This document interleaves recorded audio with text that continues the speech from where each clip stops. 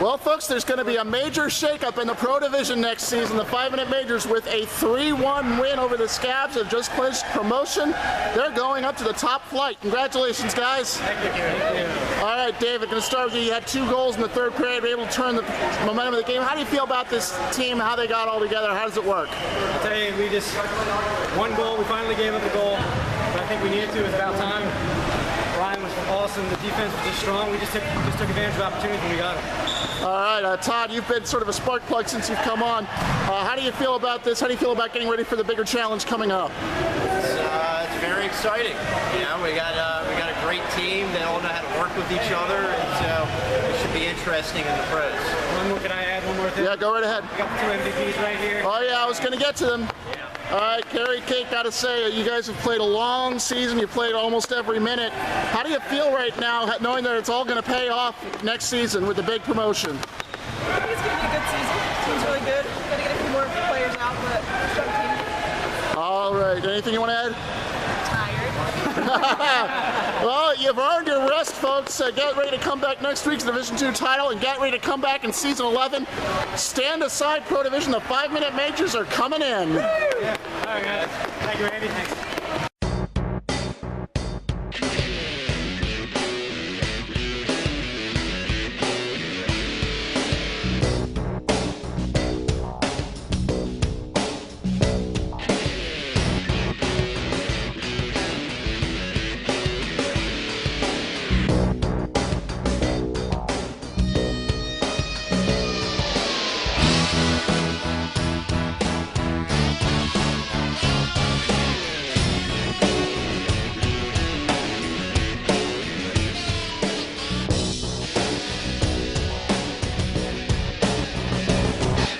Take 1.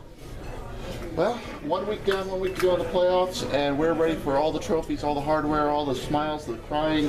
It's almost over, folks. It's this is the Intermezzo playoff podcast. Just slightly off camera, Andy Goss, the voice of the DCHL, just a voice right now, being joined by Jason Sticka to your left, Brian Smalley to your right. Hi, DCHL. And of course, Director Suds behind the camera. Yeah, that's right. Now we're gonna look at the opening weekend of the playoffs. We're gonna look at teams that went down, teams that went up, teams that surprised, because there was a lot. It was probably the craziest week we've had in a while. We're gonna start though with the consolation semifinals for the Rec Division, and we gotta start with Street Sharks facing License to Thrill. The week before they had met, it was a 7-4 game. This time, Street Sharks weren't taking any chances. Adam had 4 goals to lead the way. Mateo added 2, including a shorthanded goal. Street Sharks totally dominant, 10-2 the final. It's kind of unfortunate this is happening with L2T. I kind of hope, this way they're going to get a very high draft pick. Fortunately, next season, I hope that they can build off of it, because there is some potential in that team. Don't you agree? I haven't seen them play that much. Well, I mean, when we played them, they did really well against them. They did all right against us. So. Yes, they do have a lot of potential, but they have to figure out a system similar to the Scorpions, and they'll need to show up against the Scorpions next week. That's true. Jason, you got anything to add about that game? No, very dominant performance. 10-2, says it all. Having played against Street Sharks, I mean, they're a very good, very good team, and showed this week. All right, the other semifinal, folks, was Untouchables and Scorpions. Scorpions came in very short-handed, basically played for damage control, and for a combination of more discipline, they finally showed the beginnings of the system, but it wasn't enough. They didn't have the players, they didn't have the talent this time. Untouchables come away 3-0 winners. We'll give full credit to them, but it's always hard when you're playing short-handed to try and get a fair result. That said, the Untouchables for an expansion team right now, they're a 500 team. That is, where are they getting it from? Well, I've seen the first time they played the Untouchables, they didn't have any idea of what they were doing out there, but as weeks progressed and what I saw when we played them in the playoffs, they had a system in place and they went to attack. They knew our weakness and they were ready for our game, and the results show they scored a goal per period and wore us out. Yeah, that's going to happen. Jason, you're familiar with these teams. You kind of have any idea of what to expect, really, especially in what's now a trophy final between the Street Sharks and the Untouchables. I really don't know what to expect at this point anymore. I mean, as we'll mention later, there were a couple upsets this week. Everything's up in the air. My analysis is safe for the Navy and nothing else these days. All right, yes, Jason, for those who don't know, is a Navy man. He's a midi, so we're going to have to give him a little stuff for that. Now, from there, we go to the games for decided promotion. There's 2 spots that are going to open up in the Pro Division, and it was the winners of these 2 games that were going to claim them. First game, we had the Jacks going up against the Babylon Warriors. Warriors coming in on a hot streak. Had incredible goalie play, incredible play by JP, but a game you saw on the network, at the worst possible time, a bad game for the goalie, not really much help on the defense, and the Jacks were able to exploit it. Especially, I think the difference was their female play in this game. I don't know if you've had a chance to watch it yet. I should have stuck around for this, but just looking at the results, I'm surprised. But then again, 2 Jacks, no Cokes. We're one of the top 2 teams in the rec division this year. That's true, and I definitely earned. Congratulations, Jason, you and your team are moving up to the Pro Division next season. How do you feel in that game? What really was the difference for you? Scoring from all 4 lines was huge. I think mostly everybody got in the score sheet. I haven't really looked at the stats, but it felt like everybody was at least contributing. And then solid defense. I mean, that's 2 Jacks hockey right there. Solid defense. Everyone seems to be in position more often than not, and that just, that helps to prevent goals. And then Sean in goal is just outstanding too. So there's a reason he's playing both championships this week. Now, Suds, I know you want to stay off camera as much as possible, but I want to bring this to you because you called this game for reasons that we're going to explain later why I wasn't available. And so what did you see as the announcer, as the TV man in that game that made the difference? The biggest difference was the fact that the passing, the pinpoint passing, the forecheck. Every time you watch that game and the ball was in the Babylon Warriors zone to try to get it out, somebody made a play to keep the ball in. Off that keep in, they were able to cycle, forecheck, and get good shots on goal. Sustained pressure in the zone, off forecheck was the big difference I thought of this game. Also, I don't think a couple of players on 2 Jacks got Warriors. Get our credit out there. Joe Moody. It's Corona. That's supposed to drink it. Don't ask everybody. It's after midnight. You can't drink here anymore. So, to Joe Nudie, who actually doesn't get enough credit on your team, very good player, plays defense, really helps their breakout as well too. So a lot of different things they have now. Ari up front for the power play. Lucy's always scoring goals. Chrissy was there as well too. So this team is deep and they're playing well. The key to me was how they hustle the ball and the offensive zone when they forecheck, they create turnovers and they cycle. And that to me, when you have puck possession, you have cycle and you have sharp scooters, you're going to score goals. That was the big difference between Babylon Warriors and 2 Jacks Snowcone. And really, full credit needs to be given to the Jacks because, yes, they had 3 or 4 new players that were added during the off season, and those players, came on. They became the star players. We have to acknowledge that. But at the same time, the players who stuck around showed remarkable improvement. Not just because of the larger arena. I can tell you right now, the players were a lot better. They were a lot more organized, and I don't know how much of that is Sean right now, but it's going to be tested next season because Sean obviously can't play for 2 teams in pro. He's got a choice to make, exactly. He has a choice to make, and I have a feeling he's going to stick with his original team, unfortunately. So, Sean, if you're watching, tendering a max contract to you soon, so don't go anywhere. That could also be mistaken, but doesn't Lucy also have to make a decision too? No, she's only part-time for Snake Eyes. She can't play Snake Eyes anymore. She's going to stay with 2 Jacks Snowcone. Okay. I wasn't certain about her status. Now, I'll go back. Very good point here in terms of Sean overall and about players getting better. I want to make one point out to you. When last season, when 2 Jacks came into existence out there, they couldn't score goals, but they were a grinding defensive team. They lost games like 3-0, 2-0. So they already had the grit they needed. They had the toughness. They had the forechecking. They're just missing scores. When you're building a team like the Untouchables were, same formula.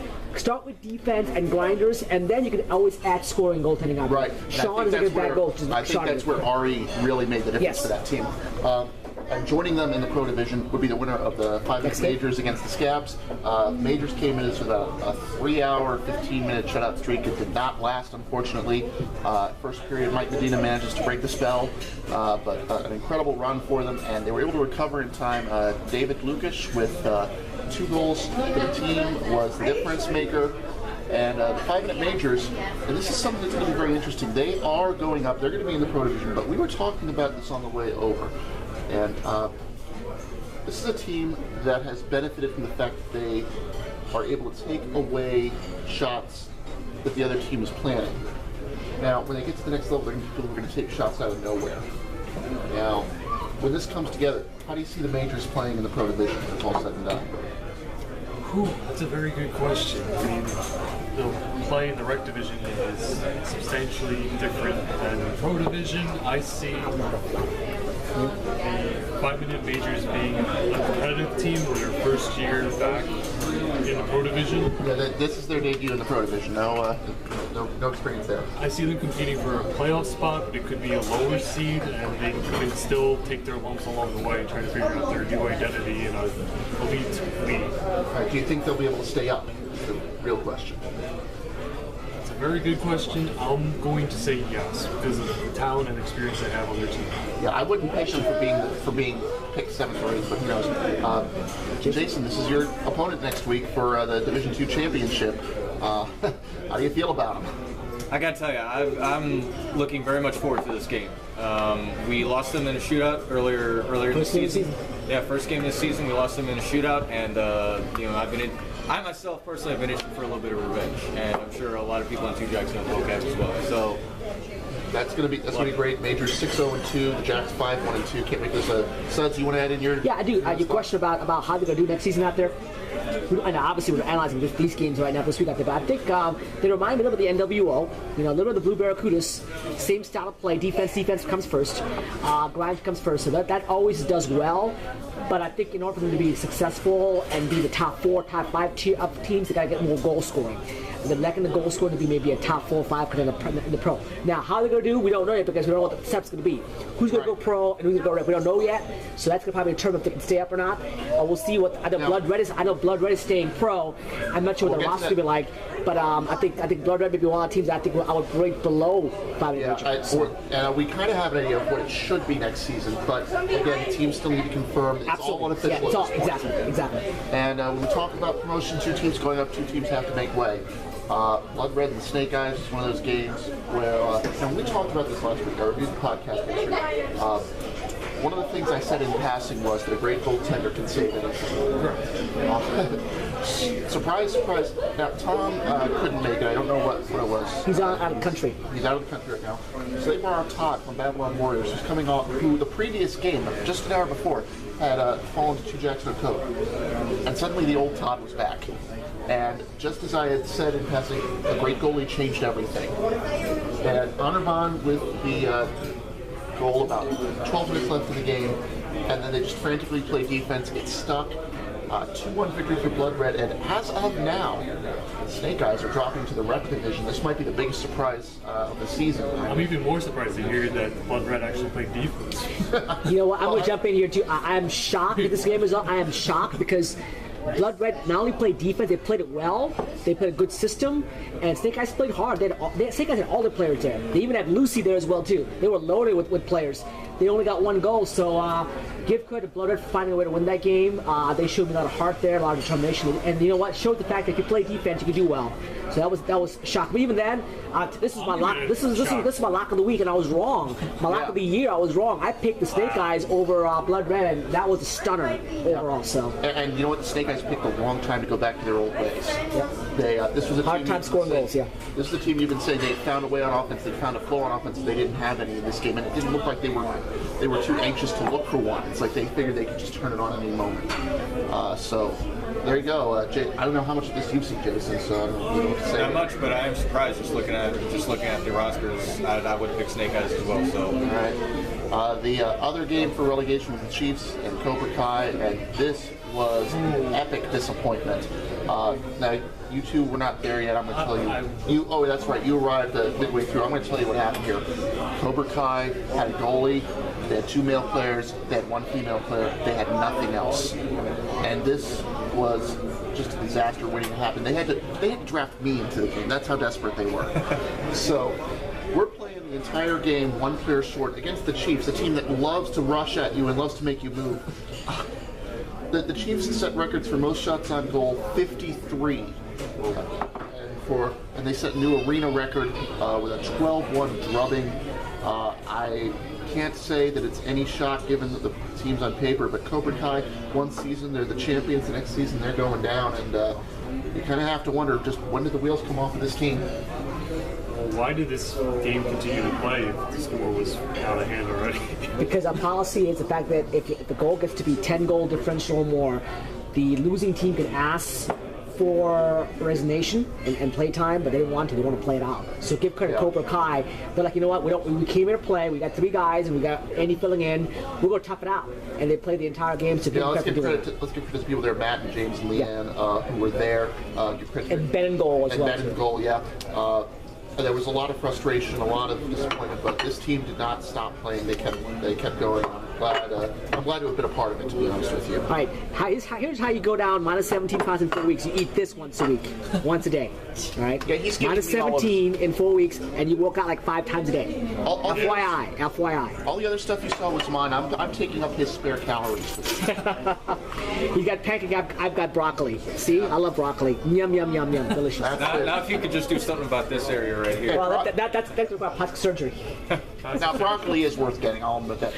So, this is where we stand. We've got the State guys from Cobra Kai going down. We've got the Jacks, the Majors going up. We've got all these thing you're waiting for, the Final Four. Sun Bowl's headed. We know the participants. Let's see how we got here. First game, the Putt Buddies, 7-0 on the season. Everything going their way. The NWO, and they picked the wrong time to lose their cool. It was a completely undisciplined game. I think they set not just a Rockville Sportsplex record, but a DCHL record with 9 separate penalties. And you can't blame it on me. I was a referee. You can't blame it on me. Yeah, I was not involved in we officiating. we weren't doing anything. Suds was not officiating that game. Usually it says Suds officiating. It was not me. I did not. The NWO turned it around. They got 3 power play goals out of it. The Putt Buddies, I mean, you can't really come back if you're constantly a man down. And surprise, surprise, the NWO, and I don't know how he knew it. I don't know how he knew it, but he knew it. This is how you do it, guys. He called it. Thank you.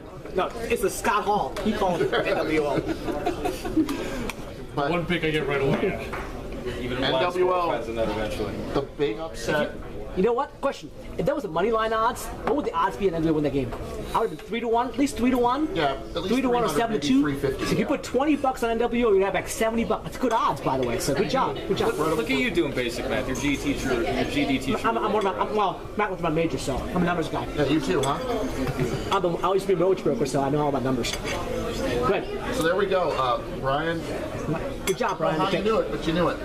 Hey, I was dumbfounded as you, basically. But He was throwing darts, throwing darts. Actually put forth a team effort, and I was very impressed with the way they were rolling lines and kept their composure, especially being down at one point, reclaiming the lead, and then holding on with everything that they had. I did see some chink in their armor a little bit, with a lapse on 1 or 2 goals. I think they got scored on shorthanded, and then let an easy goal by Jake go through.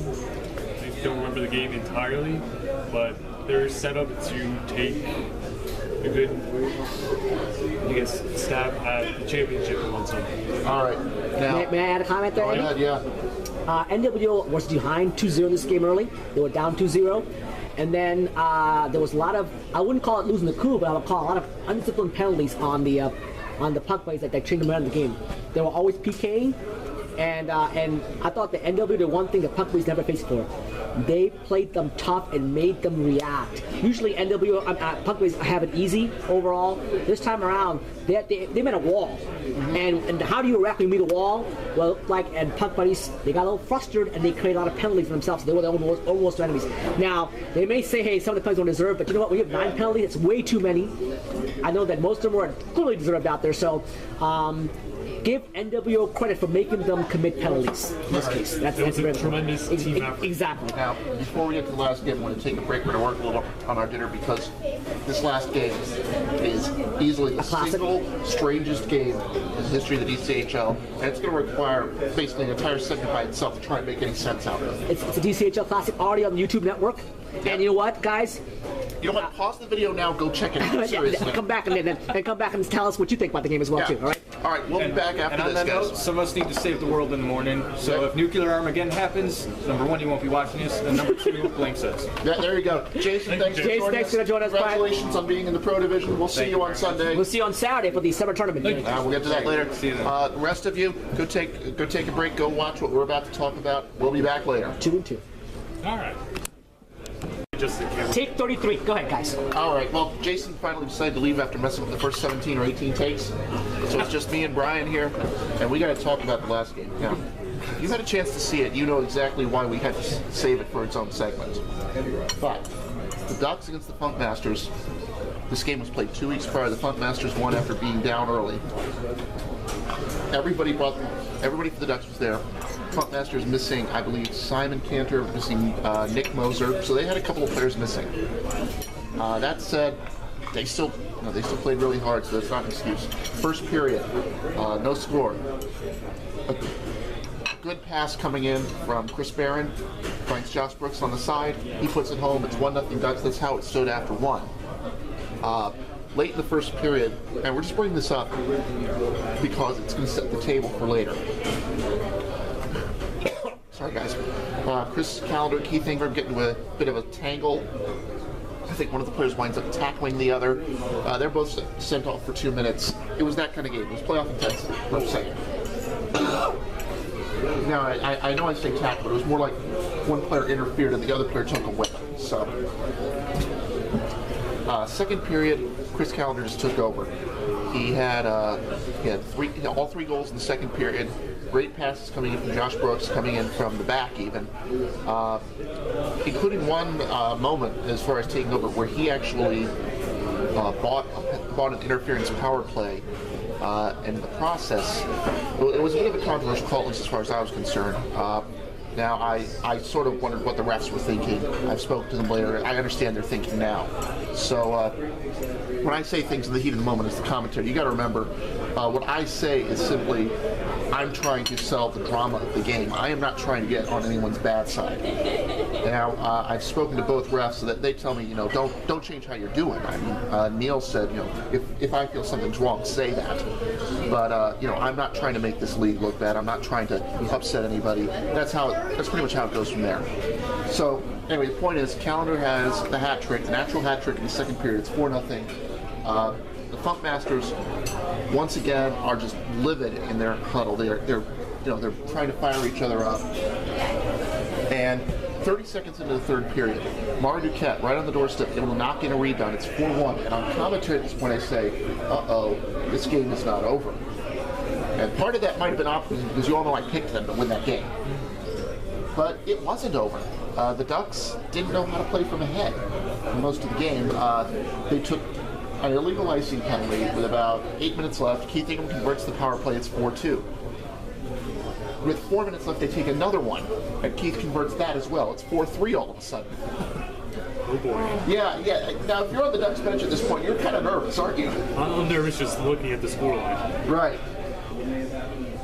Fast forward to about a minute to about 2:10 to go. It was Sean Bodkid and Chris Calendar getting tangled up behind the Ducks net. Both go off for minors. That's fine. Minute 40 to go. This is crucial. Militia Tan of the Funk Masters, Luke Taylor of the Ducks, they get into a scuffle by the wall. They're both sent out. Remember this. It's going to be important later. Funk Masters can't pull their goalie. They're charging forward with everything they got. Then, just at the very end, about 10 seconds to go, Keith Ingram at the point has a chance. It's blocked by Luke Taylor. He passes up to Chris Barron. That's game. Wait a minute. Luke Taylor blocked it? He was sent into the penalty box with a minute 40 to go. What is he doing out there? Wow.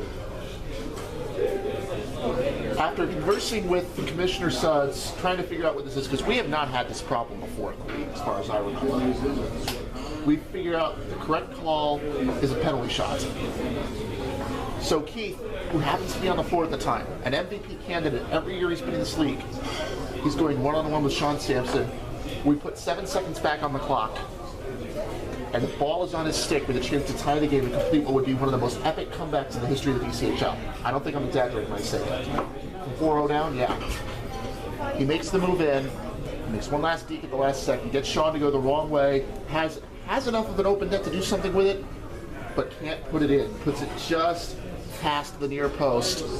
The Ducks are going crazy. They're all coming out. They're all celebrating. Did I mention there's 7 seconds left?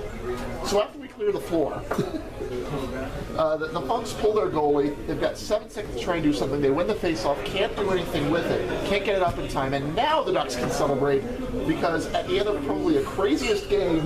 Wow. Yeah, now that you hear about it, I mean, you I look forward to the video. Yeah, exactly. I mean, it's, just stop the commentary. Let's just watch the video. Yeah, like we said, that's why we said pause it and go watch. I mean, it was when you hear those results, when you hear sort of the narrative of the story, the Ducks getting out to that big lead, the Funkmasters not giving up, chipping away, the Ducks making mental mistakes, a huge mental mistake at the end, and then, you know, you couldn't ask for more for the Funkmasters than to have your captain, your best scorer, with a penalty shot to tie the game, could you? No, you couldn't. And I think our viewers are going to watch my behavior to stay calm and then all of a sudden just completely go crazy a little bit just by hearing this. Wow. Yeah, this is the first he's heard of how the game ended. You saw his reaction. I mean, I can't imagine what you're thinking right now at home. So, and, you know, the way I was talking to the broadcast, I pretty much lost it. I mean, I was like, what else could happen? So, the third period took about 21 minutes by itself when it was all said and done. It was that crazy. That sets us up for the championship. It does. And now, you know, what you've seen with the Ducks, I'm going to ask you, now that they have survived, you know what, I'm going to start with this. Which team do you think has, we're going to start with the third place game here, just quickly. Which team do you think has the bigger mental load to overcome? The Puck Buddies, for all the penalties they took, or the Funkmasters for coming just short of the comeback? Which team do you think has the bigger mental hurdle right now?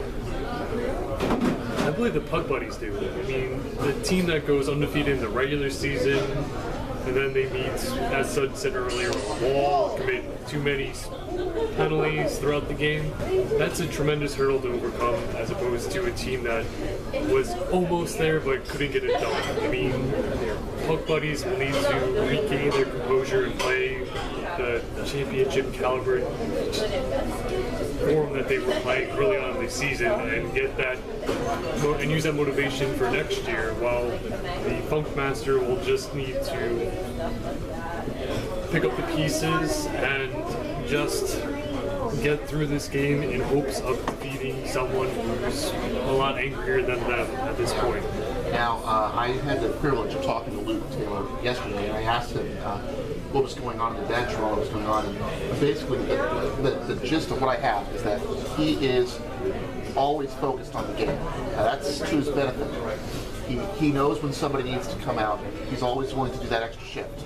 And in the excitement of the finish, with, you know, it being a one-goal game, a trip to the finals on the line, the Funkmasters throwing everything forward, he forgot that he had taken that penalty, especially since, you know, it was not a power play situation. That said, if you're one of his teammates, how do you feel when that verdict comes down? And, you know, I asked him what he was thinking. He said he wasn't. So there's that too. I mean, we're not beating on him. He knows what he did was insane. So I'm not sure what I could say to my captain if I was in that situation, but it stinks, and there's no easy way to deal with it, to be honest. It's just you get caught up in the emotion and you try to do the right thing, and it may not be the right thing. That's when you have the refs say it's not the right thing. That's it. And after all the shenanigans have happened, the best way to recover from this is to go out and beat the Puck Buddies on Sunday. And I'll say right now, the best way for the Ducks to recover is to go out and get drunk, which they always do. They always have a happy hour. I'm glad to see that. Everyone recovered, and it's going to be interesting going forward. So you look at the two semifinal games. We had one game where the favorites let the underdog hang around, made enough mistakes for them to steal the win. The other game, we had a team that was, you know, that got off to a hot start and had to hold on for dear life. I mean, those two games together, it just says something about this league, doesn't it? That you really can't take a day off, especially at the upper level. You look at the upper level games, you know, but you throw out the Cobra Kai game, because that was just a freak occurrence. But the other three games, all of them one-goal games, all of them tighter than expected. You know, does it say about the Pro Division going forward? Assuming everybody comes back, and again, this is all unofficial, folks. You've got the Ducks, you've got the Funks, you've got the Puck Buddies, the NWO. You're going to have Blood Red, you have the Chiefs, you're going to have the Majors, and you have the Jacks. I mean, there's really no weak team in that league, is there? It sounds like a great battle royale for next season. That's what I can say about that. Indeed. All right, well, Suds has gone off to I'm not sure where. When he comes back, we're going to bring him in here, and we're going to talk about all of the games for next week, deciding all the positions from 1 through 16. And we hope you guys are going to stick around. We hope you guys enjoy what you're going to see here. And we'll see what happens. We'll be right back, folks. Folks, before we actually get into the games for next week, I've been asked to put in a little commercial here. I hope you guys don't mind. Something to look forward to, a couple of things. First off, Saturday, if you guys can get out to the Seminary Road Rink, you'll be able to meet Suds there. We'll meet a bunch of other people there. We're going to have sort of a single-day tournament. Festivities start at 10 a.m. Yes, they do. We hear that there's going to be a lot of food and tailgating going on. Going to be basically another get-together to celebrate the summer solstice, among other things.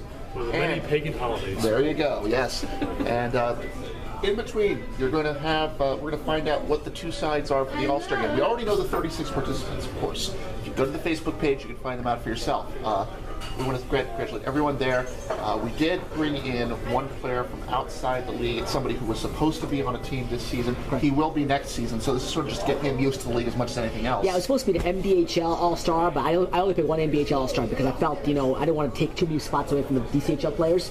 But there was one guy who I thought definitely deserved to be an All-Star here. So, a lot of MDHL players play in DCHL as well, too, so that helped out. Yeah. But there was one guy who I thought would definitely need to be playing this All-Star. It was Greg D. He's there. And Andy, thank you for that out because we do have 36 players, but we're taking a roll call to see who's going to be coming. So based upon the roll call, we'll do after on that. So after we get confirmation who's going to be there, from that list of confirmations, Molly and I will draft from that list. And if more players add on later on, we'll do a supplemental draft. Yeah, guys. So if you haven't been one of the 36, first off, congratulations. Secondly, email Suds. Exactly. Please tell him that you will be there on the 30th. What I want to see happen is the coaches use all 6 goalies in this event. Well, if all 6 goalies show up, if all goalies show up, we're going to go one per period. Yes, that's and we might even go to, probably maybe do an All-Star competition at 5 o'clock. We might even start the game a little bit earlier and do 20-minute periods. That would be something else. So goalies can try to play as well, too. So a lot of playing time, be fun out there, come out, and we're planning to do an All-Star competition. I might put somebody in charge of that, but it should be fun to come out as well, too. And the day of celebration, because not only do we have that, Andy, what else do we have on that day? Well, if you want to stick around after 7, for those of you who want to learn some more about the game, our women's travel team will be having a clinic. We'll be having a practice. You're right. That will be on Saturday, correct? Yeah, that's not what you meant? Yeah, exactly. Yeah, exactly. You're giving me this funny look. Don't do that. So, if you want to take part in the practice, it is not required that you be a female. So, just get to learn some more of the players. And you've seen it throughout the season. The females here, a lot of times when females first start in the league, they have this deer in the headlights look. They're not quite sure where to be. They're still learning the basics of the game. But we have seen so much improvement among the players this season. No, the coaches at this event are very knowledgeable and help people grow and learn the position better, especially the offensive and defensive side. I've noticed a lot of people that I've competed against vastly improved just because of going to this additional practice. So even though it's later in the evening, it's better to play when it's cooler out. Yeah. Well, then at, let's say 4 p.m. on a Saturday where the temperature could be high as 95. Yeah, I just saw the weather report that's coming out. It's supposed to be 88 during the tournament, so holding off the practice, especially if it's going to be a tough practice, that's a good idea. Another thing I want to talk about here is plans for season 11. Mm-hmm. Now, obviously, I've already mentioned what the pro division is going to look like, we think. But the bigger plan is, we've heard talks about this, but now we're going to make it official. There's going to be a separate competition, what some like to call the DCHL Elite. Basically, anybody who wants to be in this, just sign up with Suds. But there are going to be 4 teams chosen. Each team's going to have 11 players. That's it. It's a draft base, so you sign up. That's the other thing. It doesn't mean you get drafted. It means you want to get drafted, and we'll see if you get drafted or not. What does it mean to be elite? Okay, the idea of the elite division is to guys want to play a couple more than one time a day. So we want to give a chance to actually see really competitive hockey out there. And the idea is to bring out your best players. So I'm not saying if you're not a best player, don't come out and sign up, but the idea is to get your top players to come out there and to create superpower teams. This is where stacking is allowed in a drafted way. So Right. drafted. So if you want to really play with star players, sign up, because the more star players that sign up, the better chance you are having deeper teams as well. So Now- the idea is to have superpower teams overall. I'm not gonna recruit star players, but if you come out, obviously you can do very well in this case overall. And we don't know some of the other things are going to be, if there's going to be, if there's going to be waiver wires, there's going to be trades. We don't know any of that stuff. We're still we'll play working it by on the ear. details here. Exactly, we'll play it But by the ear. important thing is that the inauguration draft is going to be held in early July. And we're going to start it as part of season 11. Correct. It's sort of an offshoot of the DCHL. I don't know if there's going to be any. There won't actually be an extra line on the cup or anything like that. So. No, there might be a different cup for it. I don't know. We'll work on a different cup in this Yeah. case. Games are going to be exactly at 5 o'clock. It's going to be the middle of the day. The idea is if you're double dipping, and males can double dip in this division, by the way, you can either play for a pro or a rec team, now an elite. So if you're playing an early game, you can stay and play for the elite. Or if you're playing a late game, come early for the elite. So it's designed to give players a chance to play twice. And on top of that, it's designed to get you guys out here more so you can watch the other games, get to see some of the other teams. Not just scout, but I mean, get along with these people. And I'll tell you, Suds, you and I are there 8-9 hours a day. Yes. We've seen every single game this season, and we know all the teams. They kind of get used to us. And I'll tell you, there are so many great people in this league. Absolutely. I would love for everybody to learn each other, get to know each other. Great point, Andy. And that's kind of what I want to see here. And guys, you don't have to be on the sideline. If you look at the sports complex, go up the stairs. There are bleachers there. You can watch up there. You can talk to your teammates, talk to other teams.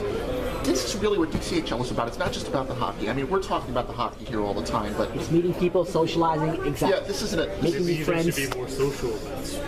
We're we're trying. She's man. trying. She's trying. No, she does a great job. Yeah, I mean, we want this to be more than just a league. We want it to be a scene, and not just because this makes us the in crowd. So, Wait, one- that's too advanced. One more thing that anybody I want to basically expand on is the fact that this is the drafted league. So, if you're playing for the same team over and over again, this is your chance to play with different players every season.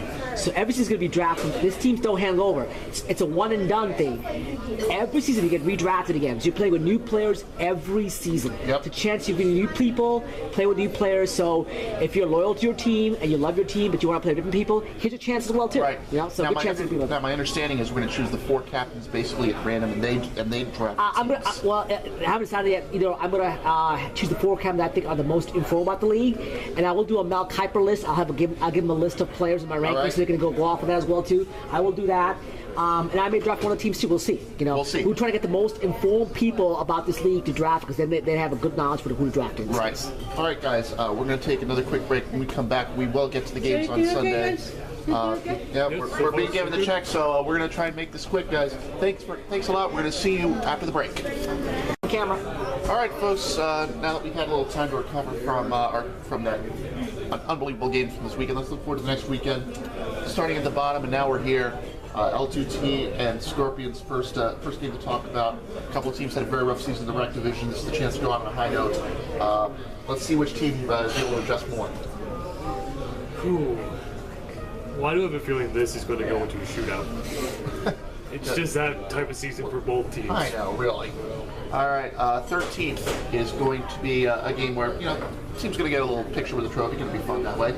Street Sharks and Untouchables, a couple of teams going to be kind of dangerous next season, especially with the additions on the Untouchables. Street Sharks getting their act together. How do you see this one going on? 2 teams that have gotten better since it went on. I'll go with the Street Sharks, who prevail in this one by 2. All right. Moving on to 11th place, we have the Scabs and the Babylon Warriors, both teams that had a great run at different times. Both teams had a little trouble recently, but right now, you're looking at 2 teams really that may have overachieved this season. Which way is Scabs on paper the favorite? The Babylon Warriors have proven they can overcome the odds. How's this going? This will be a close one. I'm leaning towards Babylon Warriors, but I'm not confident that they'll get the job done, which leads to the Scabs picking up and possibly upsetting them. All right, 2 teams going to be joining the rec division next season, Cobra Kai and the Snake Eyes. Snake Eyes have to be devastated that they're in this game. Cobra Kai, are they going to be here? Let's assume the players show up. How's this going to turn out? That's a lot of Wow, that's a big if. Yeah. Especially last week. I'm going to go with Snake Eyes on this. If Cobra Kai shows up and plays, then maybe that'll tilt. Then, wow, I can't talk at it. That's all right. I'll talk. Stop. It'll tilt the odds in Cobra Kai's favor. Sorry, everyone. It's okay. past my bedtime at this point, but I still think Snake Eyes will walk away victors. They should. It's fine. That's how, when you drink chocolate milk, you get tired. That's why you don't. Exactly. Must be it. I'm completely speechless. Chiefs and Blood Red, two teams that had a rough season, managed to turn it on at just the right time to get the win that kept them afloat. This is Blood Red's only win during the regular season. Breaking news. I'm hearing Tom Marchango's back in nets for Blood Red. Oh, there you go. They're going to need him. Yeah, they will need him, but this is the one game that Blood Red won during the regular season, so how is this going to turn out? I think the Chiefs are going to roll lines against Blood Red and probably put about 45 shots on Tom. He can stop. He can stop a lot. I don't know But if he can stop that many. can't always rely on the goalie to save your team. Exactly. Division II championship. Two teams will be joining the Pro Division next season. 5-minute majors. Two Jacks, no coach. Very much a success story. 5-minute majors. We kind of saw this coming after the Tacoma season, when they finished third. The Jacks going from no wins now to a promotion. This is something big. What are your keys to the game in this one? For the majors, I think it's just, it's got to be you hold the defense, you press, and then you go forward when you have a chance. I agree. 5-minute majors need to play shutdown defense and play their system and suffocate any chances for two Jacks and no Cokes to succeed. On the other hand, two Jacks and no Cokes need to be more of an offensive threat and fire at will and get as many goals as possible because it's going to take more than just two to beat 5-minute majors. They're going to need Chris Breen to step up. They're going to need Lucy Myers to step up. They're going to need Ari to step up. As it stands right now, this is the team I think that's the best against the majors as far as the matchup goes. I'm really looking forward to this game. We will be calling the entire game, and we'll be having some fun before the game starts. Assuming the two teams agree with this is something that I've tried to do in the past. No, it's okay. It's not Time permitting. Time permitting. Also, basically just give them sort of the NHL treatment. Allow them to come out. Give them the intros. That sort of thing. Okay. Yeah. What did you think about it? We did this over at St. Albans. It was a big hit. So Sure. We're gonna try and do that. Have some fun there. Again, this is going to be on the DCHL Network Division II Championship game. As it stands, I think the majors are a slight favorite right now, but I think that given the offense that the Jacks have, this is not a guarantee. Key players for me, David Lukas for the 5-minute majors and Chris Breen for two Jacks, no Coke. We know what Ari can do. We know what players like Neil, we know what players like Travis can do for the majors. It's going to be the other players who step up. Going to be the X factors, really. Do anything? You have a prediction? Since this is a championship game, I'm not picking. So, do you have anything to add to what we said? Let's go back over this rec division here. Number one, for the TGIS Cup rec division championship trophy, TGIS Cup Bowl. I'm going to go with Untouchables over the Street Sharks because the Untouchables play defense. Street Sharks are a running gun team. I think that they make enough mistakes defensively speaking out there. I'm going to go with the Untouchables. So let's see if that comes to fruition. On the upper bracket of that division, the DCHL Cup Rec.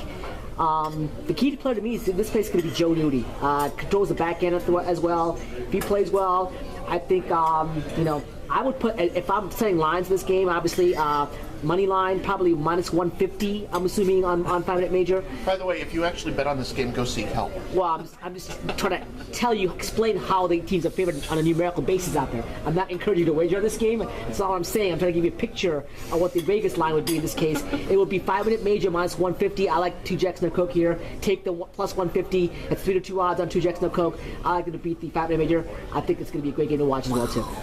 All right. There you go. I have no idea what you just said. Bronze medal game. We're gonna go a little more in depth for both the Final Four games. Bronze medal game. Puck Buddies and Funk Masters. We talked about this in that segment that this is going to be a game where both teams will be tested mentally as far as the rebound because things were devastating for both teams. The Puck Buddies had suffered their first loss. Not only that, but they brought it on themselves. If you look at the stats, the Funk Masters put all that effort into the third period, came up just short.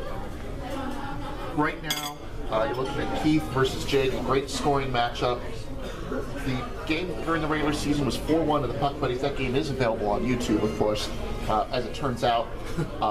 And, it wasn't really a one-sided game. Both teams played very well. It's going to be interesting to see what happens here.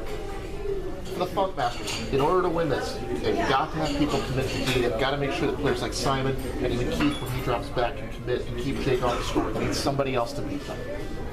And the question is, who on that team, other than Jake, can beat them? Now, we know that they do have talent elsewhere. We know that if their players show up, Jason Lopez has a heck of a shot. Sarab has a great shot.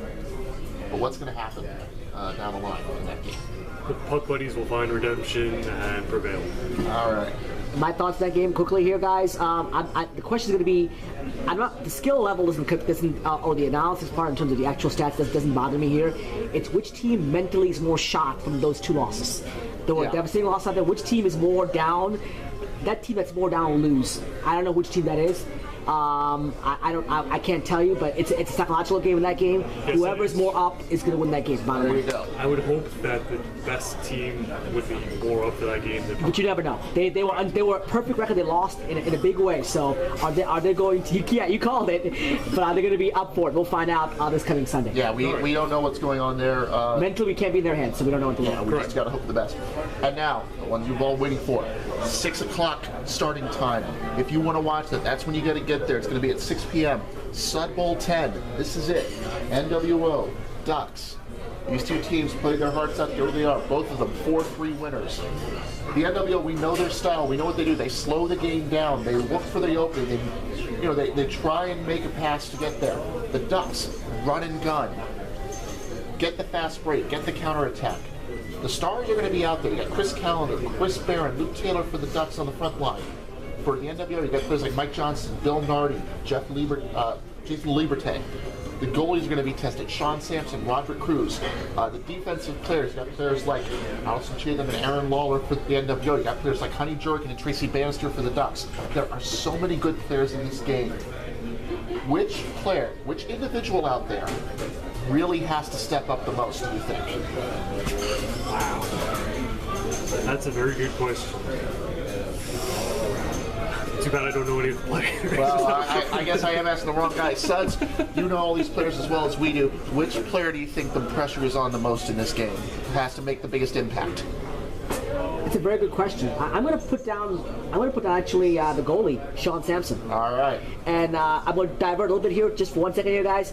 One thing that we forgot to cover in this podcast is one person can win the DCHL Cup Pro and DCHL Cup Rec. Only one person can. That person is Sean Sampson. That's well, right. you didn't forget. You mentioned it. I did? I mentioned it? Yeah, you just did now. Okay, now it is. Okay. There we go. So, and there's and also a little side story here.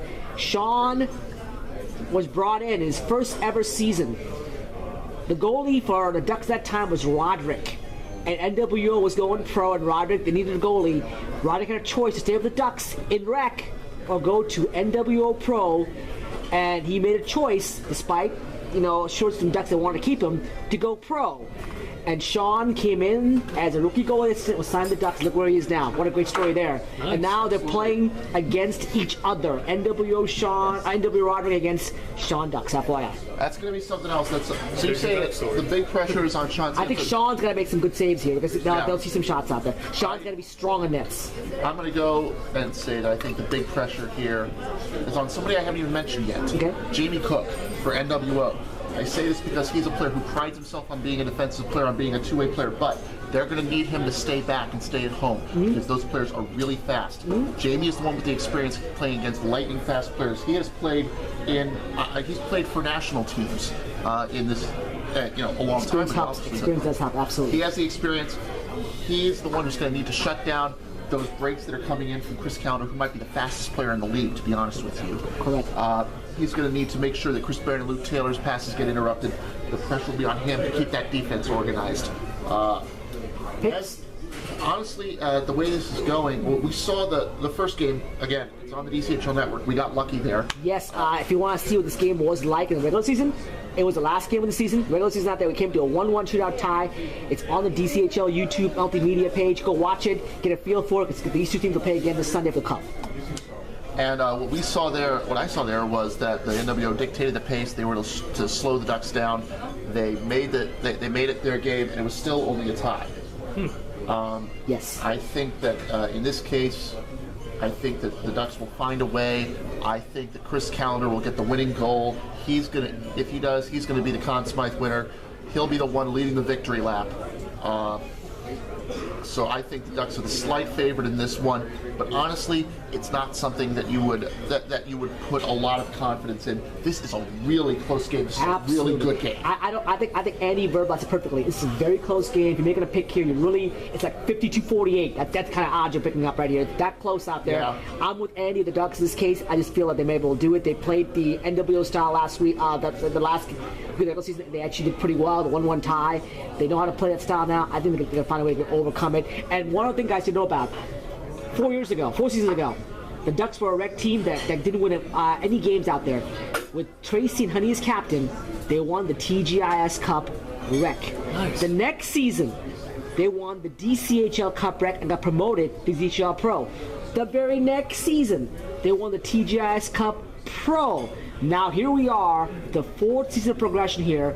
If you believe in karma and fate, the DCHL Cup is theirs. And another thing to bring up, that game for the 5th place game, it was over in Tacoma. Yes. Not only did they play the end up, but I'm not sure how much you can take from that game because neither team really packed the defense. They were both going crazy. They were both firing shots in left and right. That style favors the Ducks. In this, there's a lot more on the line. There's a lot more pressure. There's going to be a lot more defense. That's going to favor the NWO. We could talk about this game all night, really. And I don't want to do the Majors and Jacks game short shrift, but this really is the game, Sun Bowl 10, the big one. Ryan, do you want to stick around and be there for that game? I might be. We'll see how the day goes. All right, guys. Remember, if you want to catch this game, 6 o'clock at the Rockville Sportsplex, you want to be there. Ryan, I forgot to ask for your pick. What is it?